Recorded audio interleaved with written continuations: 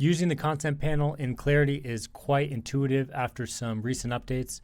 So you have here the option to search, and most of the time that's what you're going to do is you're going to come right over here, you're going to type in a search, and you'll see the results.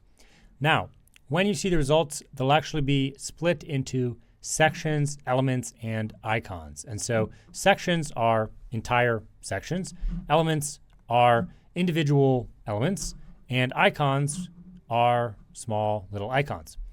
So you can click each part here to see those relevant items, or you can select like a filter here. So you can click sections and it's only going to show you sections. You can click elements, it's only going to show you elements, and so on.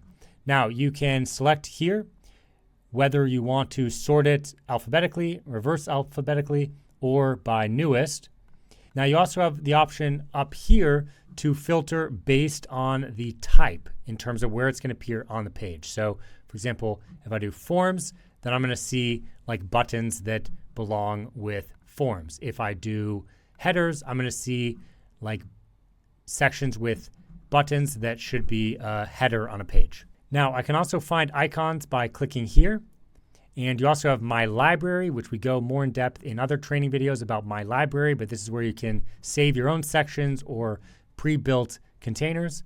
And you also have images up here. And of course, at the very top, you have different fast items that you can select. So if you just want to put a placeholder image in, you can just put that in. You want to add text, you can just put that in right there.